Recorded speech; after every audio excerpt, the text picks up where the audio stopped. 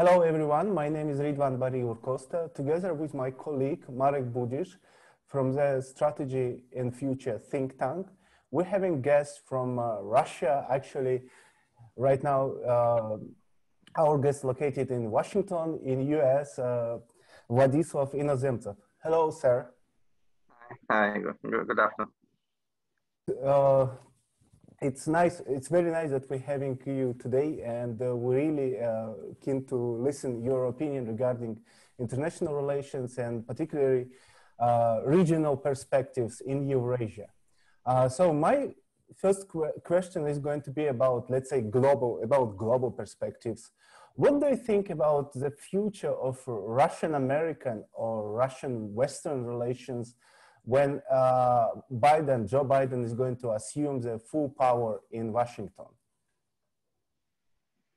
Look, actually, I cannot comment on this in detail because it seems that no one knows both Mr. Putin's intentions, what they might be. I suppose that taking everything into account, what is going on now, I think Mr. Putin might be a little bit more cautious these days, and he will look and see what the American will be doing. But at the same time, I'm not sure that the new administration will take a strong grip on Russia for several reasons. Because, yeah, many people there are talking very, strictly, saying that Mr. Putin and Russia should be brought to the account.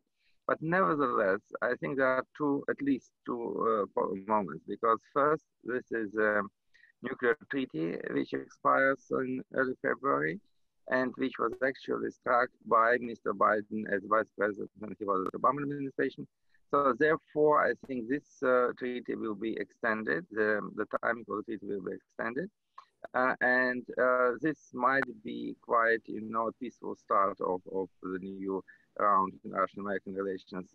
Also, I would say that the American administration is now and will be heavily preoccupied with the domestic affairs. So I doubt that in coming months, the Russian-American relations will be, the first priority for Mr. Biden administration. And for Moscow, I think they are clever enough to take a pause in their aggressive, steps on the international arena. So therefore, I think that maybe first months will be a little bit quiet.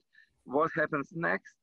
It's very difficult to predict because actually the Obama administration was not so much,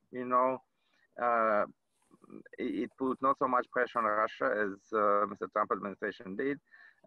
Ukraine wasn't given the little weapons. It was more blah, blah, blah from the American side in the reaction. So therefore, I don't think that it might be a huge confrontation coming. So I'm quite, I think it will be a quiet year. No reset. Oh no, of course, because for reset, you should have a new figure in Moscow, because last time when Obama was in the White House, reset was actually managed because Medvedev arrival to the Kremlin produced some kind of illusions that the Russian politics, the Russian foreign policy may differ from the Putin's one. So therefore, it was an investment personally in Mr. Medvedev, I think, and in some kind of more democratic Russia. But this is not the case these days. Yes, Mr. Professor, in March, you wrote that especially this year will be a kind of watershed for Russia, meaning the political system and economic situation. After 7 months, you maintain this forecast, or maybe you want to tighten it up? Look, it's a very interesting idea, because actually, can you remind me where I wrote this? Because actually my point for years was that Russia is on kind of a track, both in economic and political fields, which doesn't presuppose any kind of changes. I would not say that Mr. Putin, a lot of people in Russia are talking these days that Mr. Putin will leave either next month or next year or quite in the foreseeable future. I said first very strongly in 2011, and then I reiterated several times that Mr. Putin will leave Kremlin only as a dead person, not early at all. So in this case, I cannot foresee any kind of political change in Russia because the regime is strong, the popular disobedience of the ruling elite is very small. The readiness for wide-scale protests is close to zero. So I think that political regime is quite stable, and I cannot actually remember when I could say that we are facing some kind of changes. Economically, it's a bit different. Yes, in March, it was I and several other economists, we authored a paper, actually a collection of papers, analyzing the Russian economic situation, Russian economy facing the COVID-19. And our estimates were much bleaker than today, than the reality. We projected that the Russian economy can contract by 9 to 10%, and the real contraction would be around 5%, I think, by the end of the year. And here, yeah, I agree that the change in economic situation will be very minor. But anyway, even writing in March about the economic issues, I never said that this will force the Russian ruling elite to change the economic policies. It will be the same. The people will suffer more. The real disposable incomes are on decline, and they will decline even further. But I don't think that this will actually change the attitude of the Kremlin elite to the people, because I think tomorrow, the day after tomorrow, an article of mine in Moskovsky Komsomolets will appear, talking about, analyzing the prospects for 2021, economic prospects. And my point is that while Europe and the United States will actually bounce back quite efficient next year, Russia's growth will be very minor, if it appears at all, because during this year the disposable incomes were down. They are down. Actually, I would say the consumer spending is actually not so much down, but mainly because a lot of new loans the people got this year. The mortgages are on record levels this year. The personal debt is growing. So the people are becoming more indebted just for financing their current expenses. So therefore, I would say that there is no room for growth next year. Because while, for example, the Western countries, they opted for increasing public debt and financing the popular needs by increased public debt. In Russia, the public debt is quite small and remains quite small, while the personal debts and mortgages are going up. So therefore, my point is that economically, Russia will do much worse than the Western nations next year. But once again, Putin's leadership will never change their economic agenda. They will not opt for modernization. They will not try to inject some more money into people's pockets. So both economic and political agendas are set, and only Putin's dismissal from power can change this. But in your opinion, in this deteriorating economic position or situation in Russia, will have any impact to the international politics, especially in the near abroad? Because we are observing kind of surprising changing of behavior of Moscow according to the results of the, for example, Moldova elections or latest incidents in Kyrgyzstan, and we can hear voices, especially from the expert community, that there is a changing pattern of Russia policy to the near abroad. Is it really a changing pattern, or maybe the lack of resources and the necessity to choose the goals? And what do you mean by change? What is, I would say, the proof of change? A relatively calm reaction of the results of election in Moldova, or relatively calm reaction to the Kyrgyzstan incidents? Look, I would say the near abroad is a big topic. And if, as Moldova is concerned, I monitored this issue quite, intensively for years. And I would say that my friends in Chisinau, they told me from the beginning of, I think, from the early summer, that Mr. Dodon has no chances to be reelected at all. And they said quite strongly that Russia will not intervene at all. Because if you look on, it was a kind of analytical and investigative articles by the people who tried to find out the Russian spin doctors or political technologists in Moldova. And what they got, there were 3 or 4 people from Kaliningrad who are actually no names even there. So it was quite,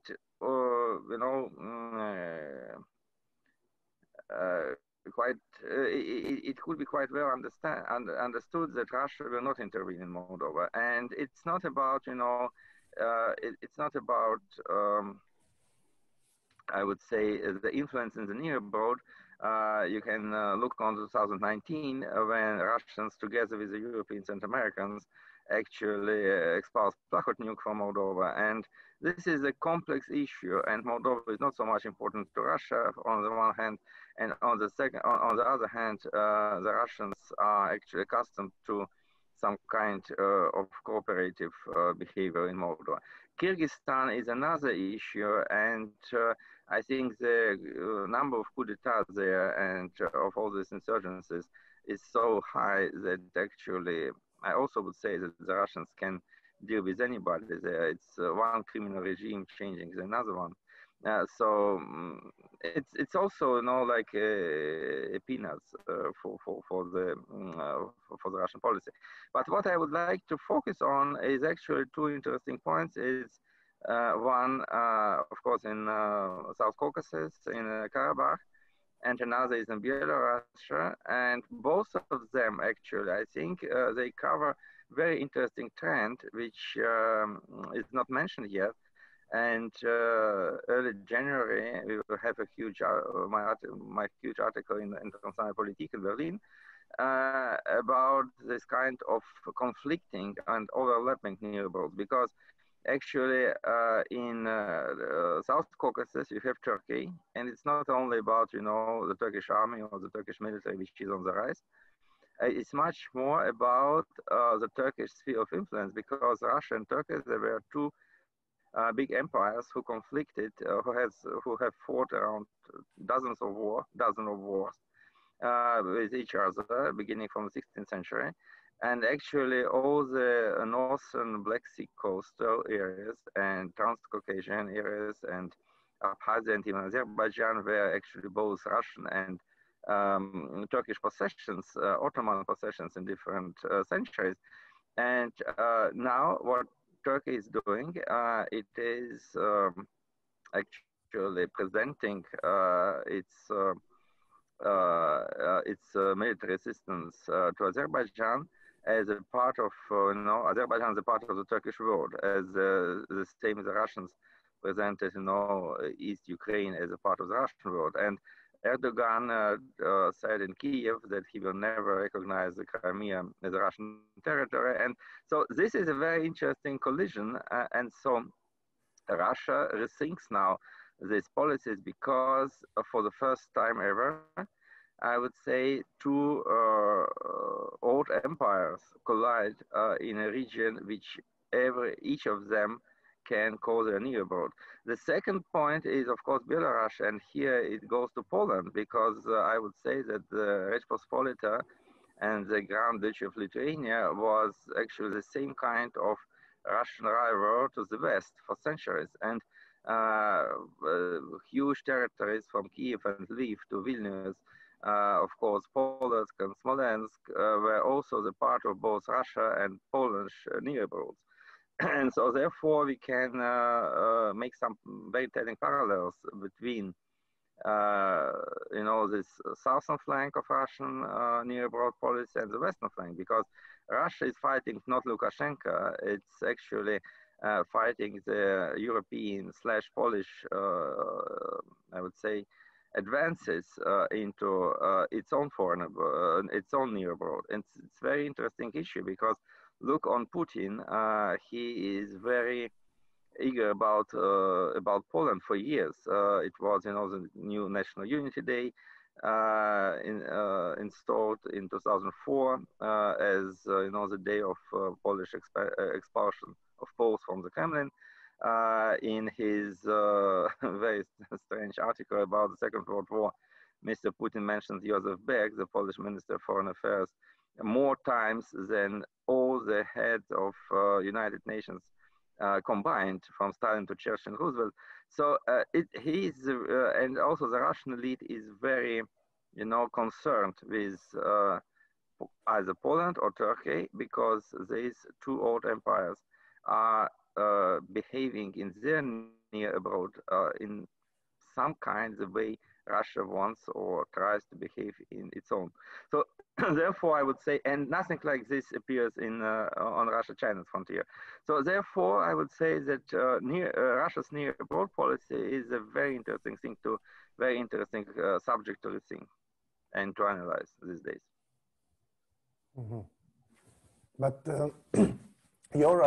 from your assessment, that, for instance, we have several meetings before with different experts. For instance, one expert from Turkey, he mentioned that in the Southern Caucasus, actually, the main winner was only Turkey. So that's it, without any discussion. I would like to agree. Turkey is a great winner, definitely, because actually it was the first time when a country from outside the former Soviet Union brought its weaponry, its military aids, and its even presumably, I would say, mercenaries into post-Soviet territory. And actually, the Turks show, how the territories which were occupied by another post-Soviet nations can be, retaken. This is a very huge success. I'm definitely agree. I'm quite skeptical about some kind of analogies which were drawn between Karabakh and Donbass. I wrote a piece in Atlantic Council's Ukraine Alert last week on this, saying that Ukrainians, they were very, optimistic about this kind of events. But my point was that you should look on what has happened in Azerbaijan and Armenia economically. And Azerbaijan rose as a huge and modern economy in recent 20-25 years.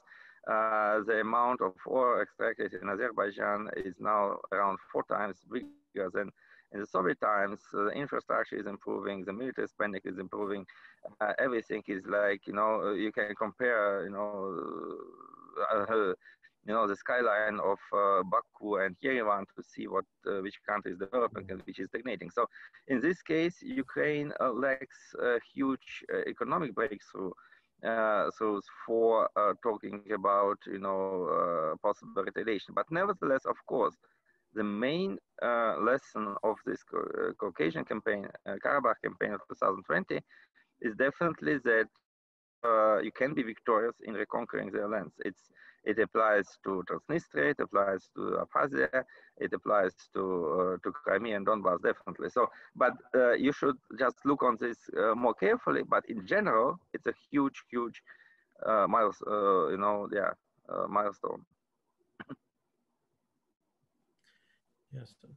Let me ask you, if from your perspective, is it a possible scenario for Belarusia that the Moscow patience to Mr. Lukashenko will sooner than later expire, and then they will try to manage or implement a controlled democratization move under their patronizing, and maybe they will be looking for a partial cooperation, especially on economic field, with the West. Is it this scenario possible from your perspective, or it will look different?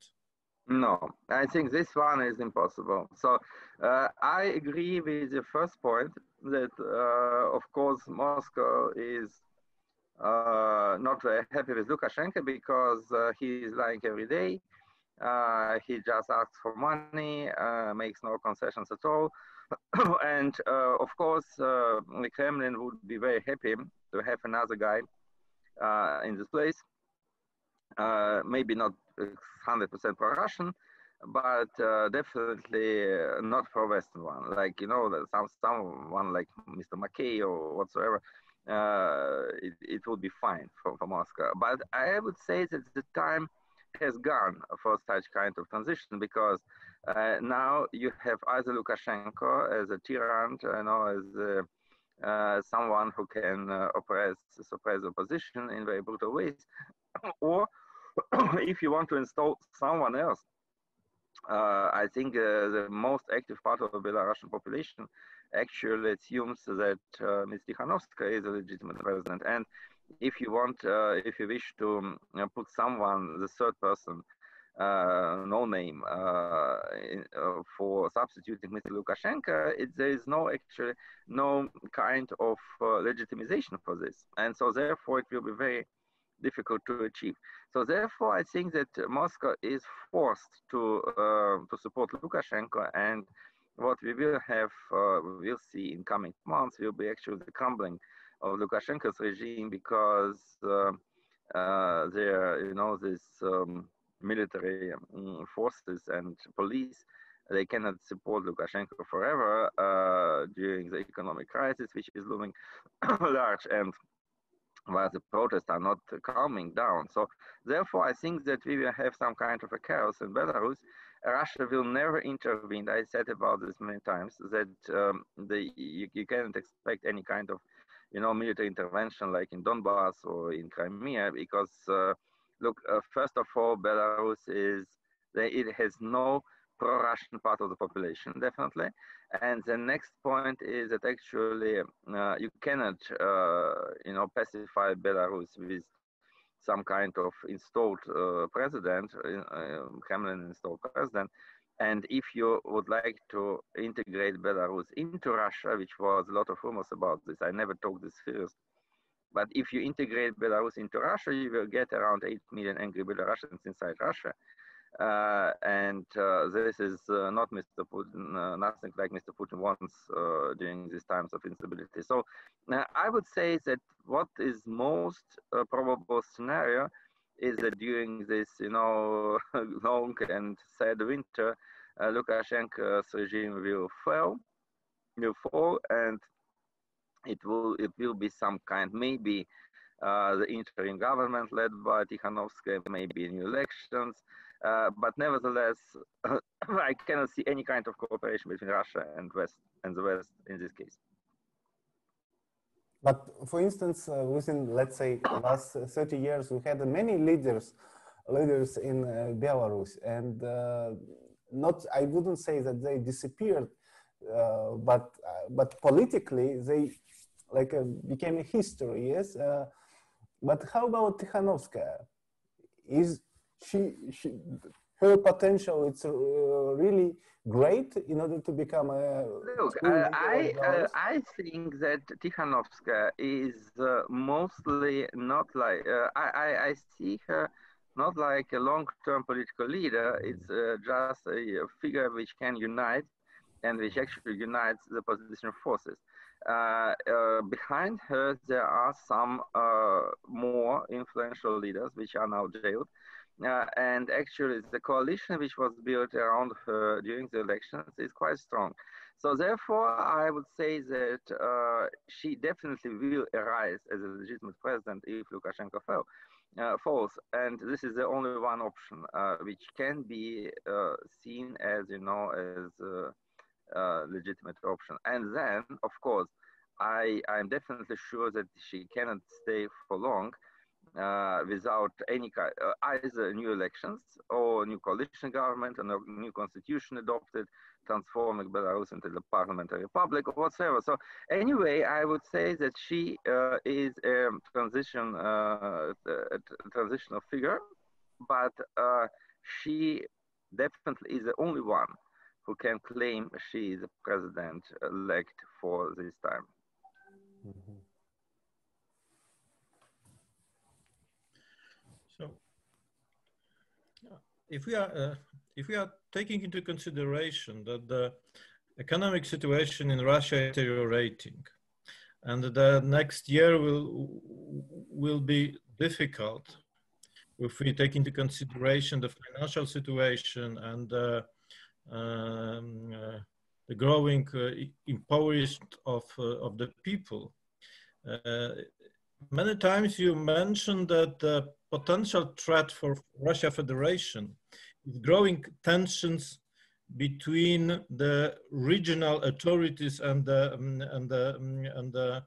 Moscow, because when we feel the lack of the funds, there is a growing threat or growing impulse to behave more independently.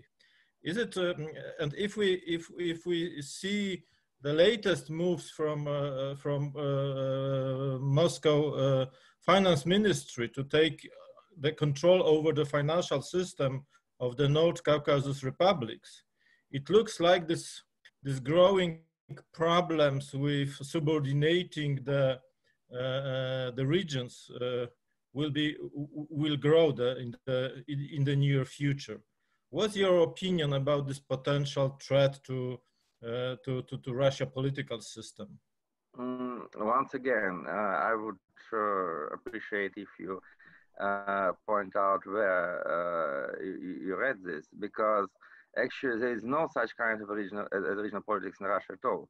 And I never can imagine that I spoke about and I wrote something about the tensions between the regional leaders in Moscow. The regional leaders, they are not leaders, they are just criminal appointees.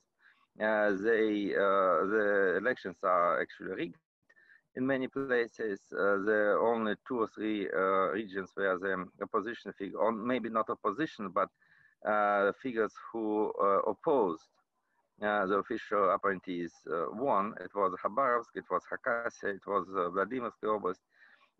All of them, in Khabarovsk, you see this long-term protest after the governor was deposed, and this is the only case.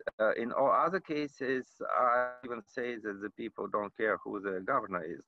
So to say that they can support the local leaders, it's a very strong word in this case, against Moscow, it's now absolutely wishful thinking.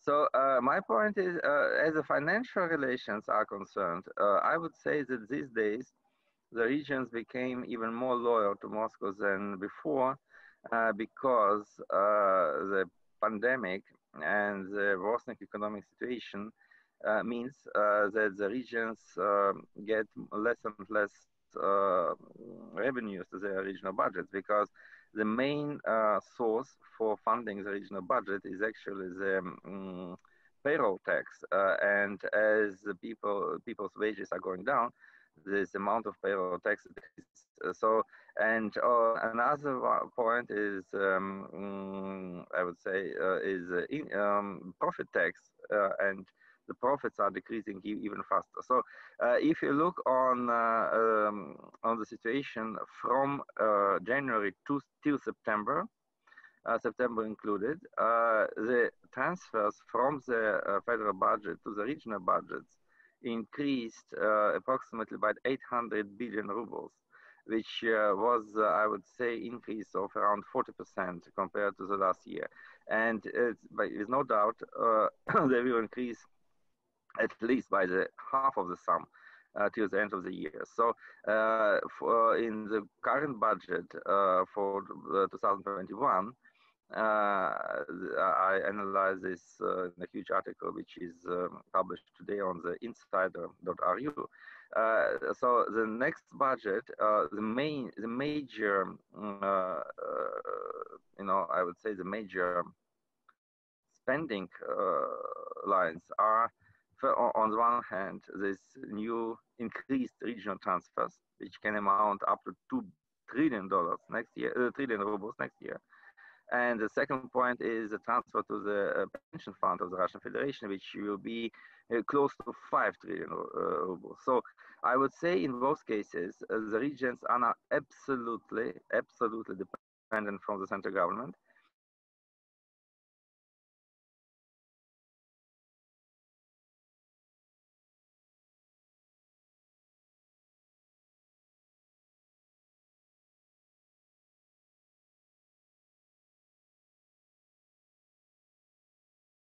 Most important here, but I definitely 100% exclude any kind of disagreement between regional governors and Moscow, because if you look on, I would say around 50 federations which exist in the world, these days, Russia is the only one country in the world which has a word federation in its name, but the central government is able to depose local governors and to install other people on as the local governors for at least a year.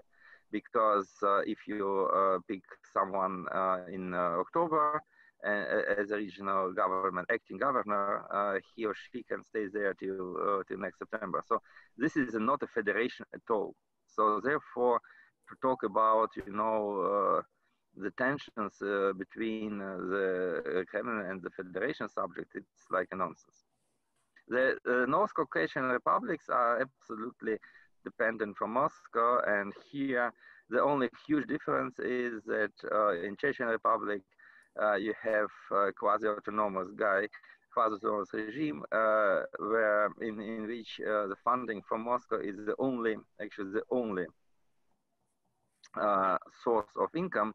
I remember that 2 years ago, I think around 2 years ago, I authored an article on the Chechen economy.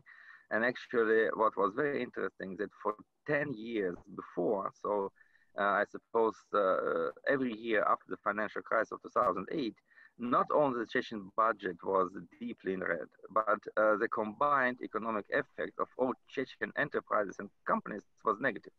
So every Chechen enterprise, if combined, is doing losses 10 years in a row. So therefore, I cannot imagine how the people who are so dependent can actually revolt against those who are distributing the money. If you are a beggar near the church, you cannot revolt against those who are giving you the money. But maybe it could be interpreted as a kind of buying a loyalty of the local elites by Moscow. It's not, look, once again, I would say it's not the term, the idea of local elites does exist from my point of view. It's buying... I mean Kadyrov and his group, of course. I would say it's rather buying loyalty of local people. So it's just, these transfers are needed for making the social situation in the region quite, I would say, calm, and the local elites, they're making their money not so much from the federal transfers. They're making their local businesses.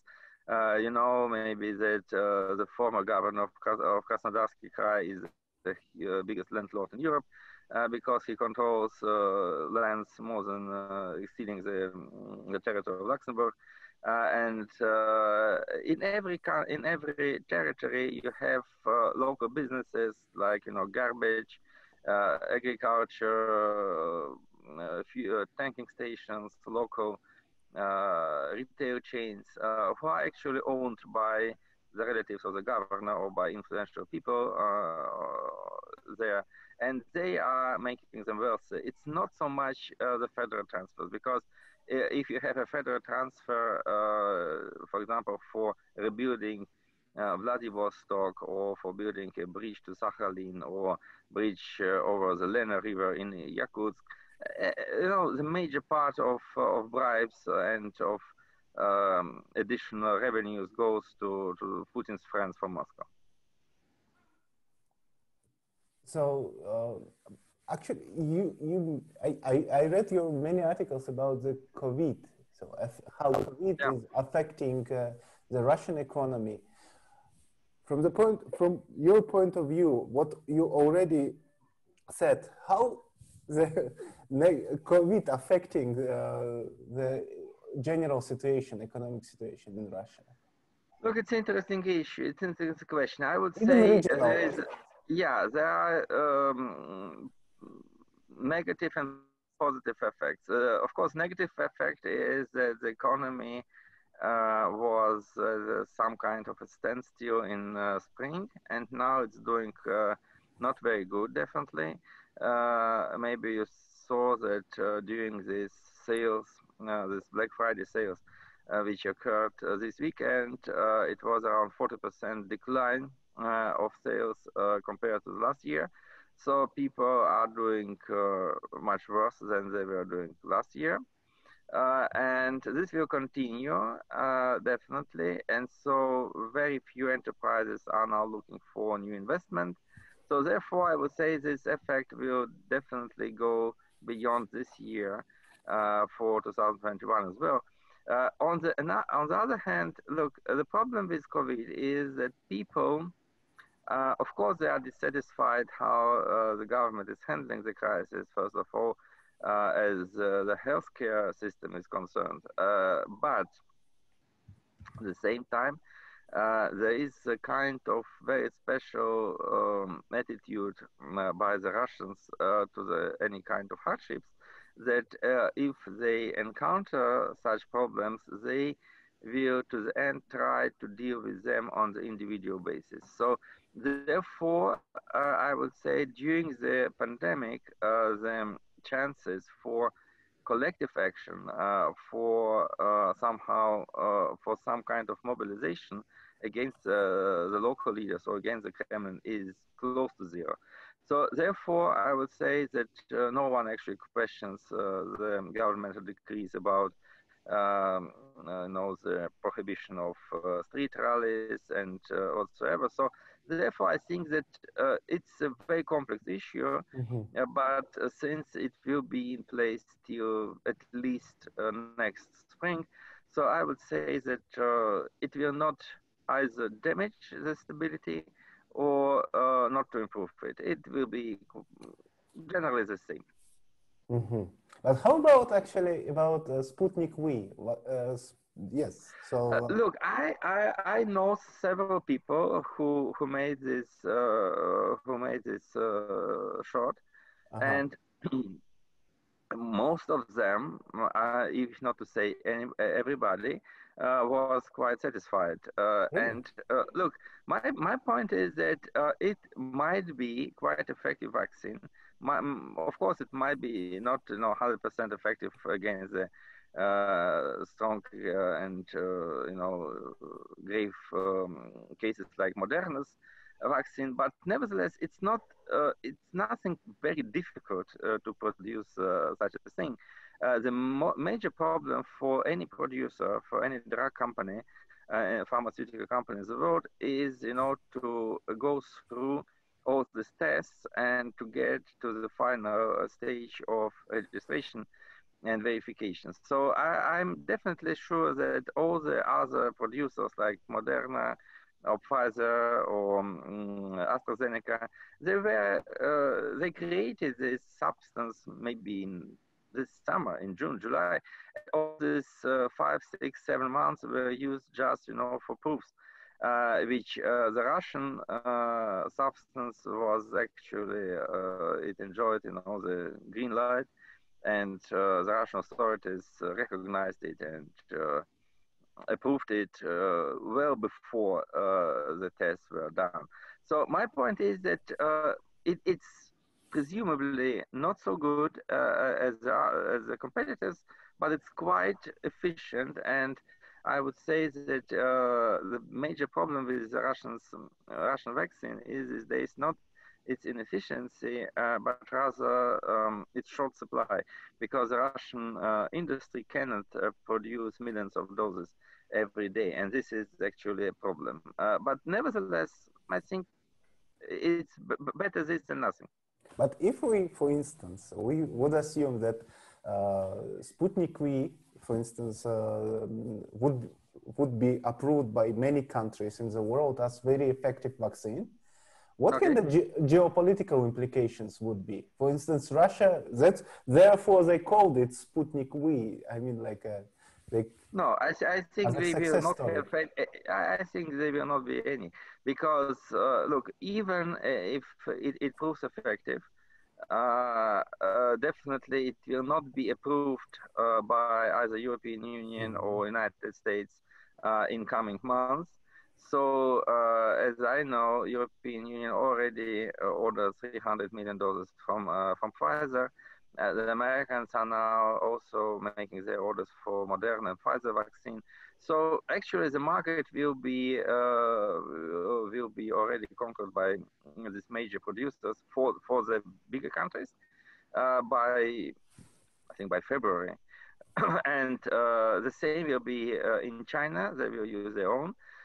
Of course, maybe the Russians will supply a lot of this vaccine to Africa, to Latin America, to India. It's nothing bad in this, but it will not be, you know, if you have something unique, like the first Sputnik in 1957, you are really unique. If you have one of 9 or 10 approved vaccines, you have one of 10. It's nothing special. You are not the king of the game.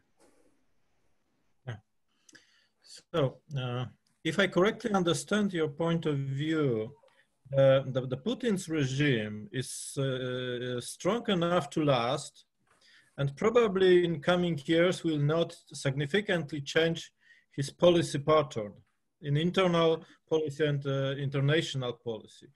Do you see any factors that could trigger this change of Putin's policy in the near future? Look, I wouldn't say so. There are two actually major factors which can change the situation. First is Mr. Putin's death, or I don't think it can be like an internal coup and the deposement of him. But if he is incapacitated or dead, of course the system will go out of balance immediately or quite soon. Another issue is the issue of huge reforms. If someone would would be successful in seducing Mr. Putin that the system is ineffective and it should be reformed, any kind of liberalization of the system will lead to its collapse. So, you know, the system, Putin's system is a very personalistic rule. And so I would say that it cannot be reformed. There is no exit from the system which can be evolutionary. So it was this option 2012. For example, if Medvedev got the second term or another guy substituted him, it would be like a Chinese system or a Mexican system where the same party with changing leaders assumes power for decades. And this was actually a very good perspective for United Russia or for this criminal gang around Mr. Putin to sustain its powers. But it was the choice was different. Mr. Putin returned to the Kremlin, and from this point on, they definitely have no other choice as to have him on the top until he dies. And then, of course, the system will explode, because actually the current situation is based on the assumption that Mr. Putin is in charge of everything, and maybe he isn't, but nevertheless, he appoints everybody, and there is no people who have any kind of merits against around him, but only those who possess his favors or his favorable attitude. So, and therefore, if he disappears, there is no reason for this structure to survive. It will be kind of the war of everybody against everybody. So, and this will erupt immediately. So therefore, the inner contradiction between different groups, they are very strong. And so I cannot imagine that it can be something like, you know, a concordat, a triumvirate or whatsoever after Mr. Putin's disappearance. Do you agree with the opinion of Mr. Remchukov that the successor of Putin, from the Western perspective, will be much worse than Mr. Putin himself?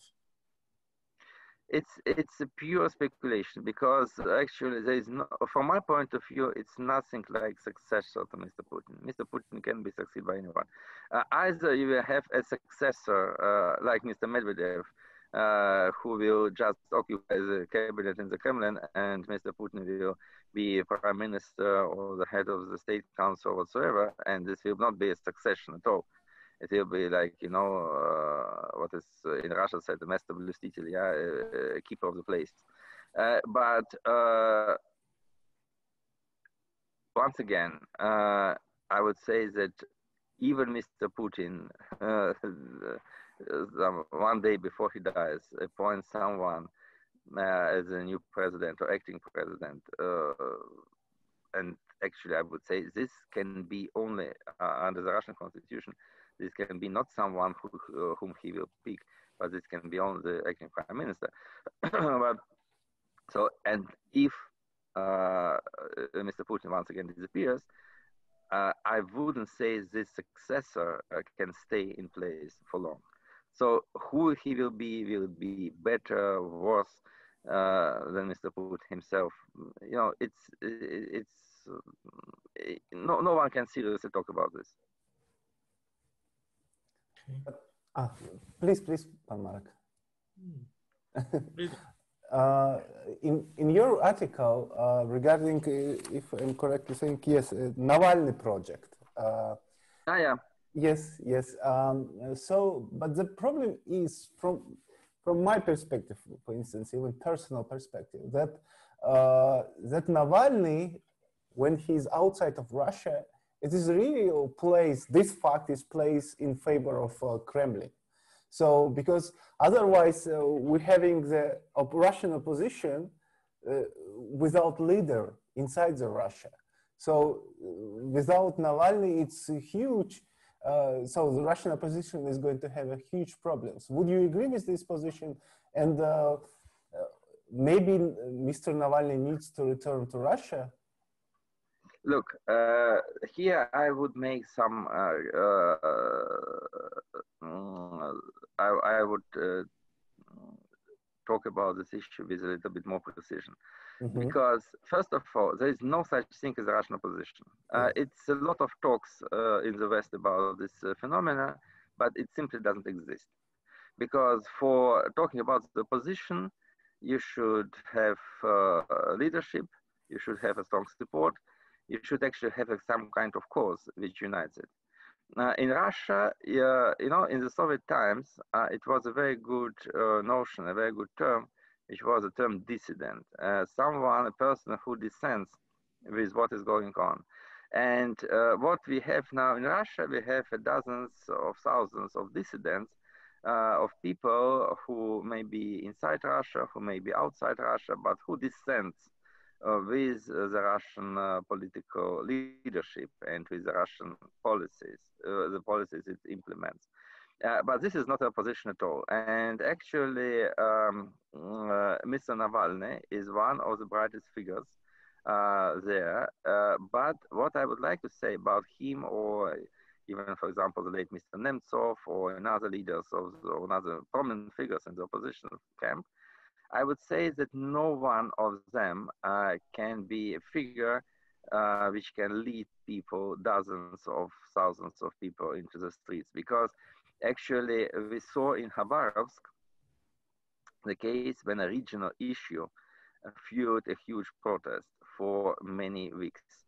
And actually there are a lot of regional issues, like, you know, ecological problems in Arkhangelsk Oblast, in Krasnoyarsk, in Vladivostok. There are regional issues like, you know, the limitation of borders between Ingush Republic and Chechnya. So everywhere there are local issues which can fuel and ignite the protests.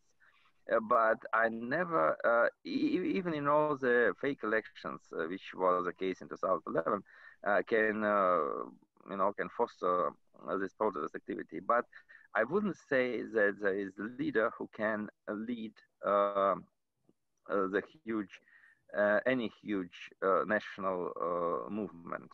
And Navalny case for me was very interesting because we saw a very brutal attack on him. Definitely, I absolutely agree that it was an assassination attempt, definitely ordered by the Kremlin people. And even after this assassination attempt, and after the tons of lies Kremlin produced afterwards, actually no one went to the streets in defense of Navalny. No one actually demonstrated the readiness to take his case forward. You know, just compare, you know, the arrest of Tikhanovsky and the expulsion of Navalny, and you see the difference. There is no one actually in Russia who wants to stay behind Navalny. There are 10 times more people who back the fired governor of Khabarovsk, who was, you know, a Zhirinovsky guy, but who was a real active regional politician. And this was taken as the, I would say, you know, the somehow you know, a move by the Kremlin against the locals. But they are the locals who support this, the guy whom they elected. But there are no people who would support Navalny. And even before he was poisoned, I would say that, for example, look, there were around 36, I may be mistaken, but around 36 million viewers of his movie about Mr. Medvedev. So, and actually the attitude to this in Russia is that what's new in this? Everyone knows that everyone on the top is corrupt. Maybe he has $1 billion store, maybe he has $5 billion. What does this matter? No, everybody knows about this. So what? So the problem is, you know, the idea of fighting corruption in Russia is, I would say, over, because it's, for example, fight corruption, to install democracy, to fight for the rule of law. It's an empty shells. It's about nothing, you know. It's just as talking about that the sun should rise every day, and nothing else. Yeah, it should be so, but what can we do? That's not. And so for Russian opposition to gain a new strength, it should address the issues which people realize they are endangered with, like, you know, ecological problems, the Greens, local identity, problems between, you know, relationship between Moscow and the regions. You know, there might be a lot of issues, but they should be, every issue should be very localized and very precise. The Russians are absolutely, you know, indifferent to these huge ideas like democracy, rule of law, you know, transparent politics and whatsoever. In Belarus and Ukraine, it was a very strong message that we are the part of Europe. And this was actually what changed both Ukrainian and Belarusian society, because we have Russia in the east, we have Europe on the west, we are Europeans, we are not Tartarians, we don't want to, you know, to replicate the Golden Horde. And this was much more important than, you know, the corruption. Ukraine is as corrupt as it was before these days, even more, I would say. But nevertheless, the idea of, you know, pro-European movement was the idea that united Ukrainians and mobilized them both in 2004 and 2014. So, and there is no such an idea in Russia at all. So I understand, I hope I understand you correctly. So it doesn't matter, would we see Navalny in Russia or outside of Russia? So it's... sorry, I didn't respond on this. We cannot see him in Russia because if he is in Russia, he is either jailed or dead in matter of weeks. Yeah, I understand. Thank you. So, you describe a relatively grim picture if we are talking about the prospects of any changes in Russia policy.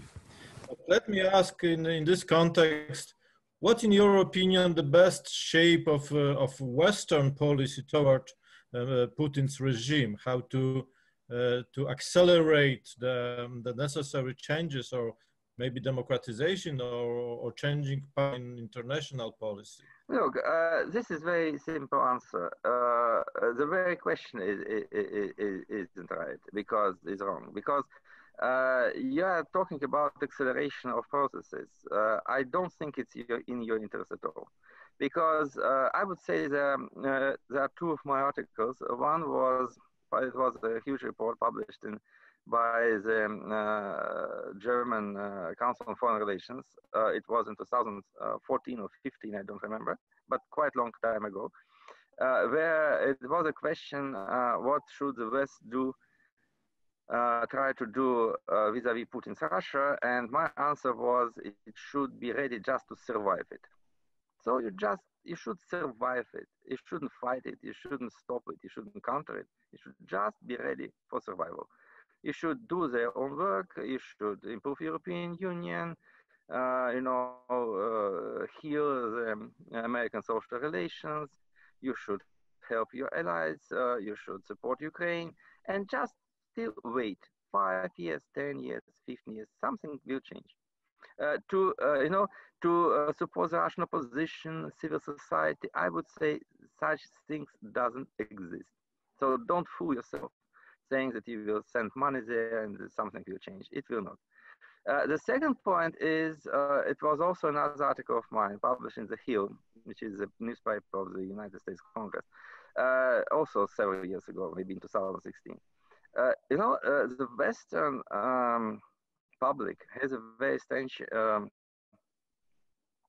feeling that if it expresses its, I would say, hatred or criticism of Mr. Putin, it will somehow change, the Russians' attitude towards Putin, or it will somehow undermine his positions. It's also wrong because actually what I would like to say is that from my point of view, Mr. Putin is now depicted by the Western analysts as somehow omnipotent creature, which can interfere in everything, change whatever he wants. He can install American president because he supported Trump. He can, split the German government coalition because of his support for alternative for Germany. He can interfere in different elections. He can change regimes in Africa. So he is everywhere, and he is very potent and very strong. This is actually, this feeling is fueled not by the real analysis, but because there are a lot of people in the West, for example, Hillary Clinton and Democrats after 2016, who are very interested in depicting Mr. Putin as a very strong person, because in this case, their own failure can be explained by Russia's influence and Russia's interference. And therefore, Mr. Putin is a very useful figure, saying that, no, we were doing our best, but what can we do if Mr. Putin interferes? And this is actually kind of a play, which makes Mr. Putin very useful for the Western policymakers. And this is a terrible situation, I would say, because it's not Mr. Putin and his own deeds, but it's Western propaganda who makes him very powerful and very influential in eyes of millions and billions of people. So my idea would be, and my advice will be, just forget about this guy. Never let him appear at the front pages of Time or Newsweek or other magazines. Russia has a GDP of 1.3% of the world total. So just let the whole, let you know, the Western press devote 1.5% to Mr. Putin in Russia at all, not more at all, and just wait. You will get what you want, but don't you know don't try to hurry.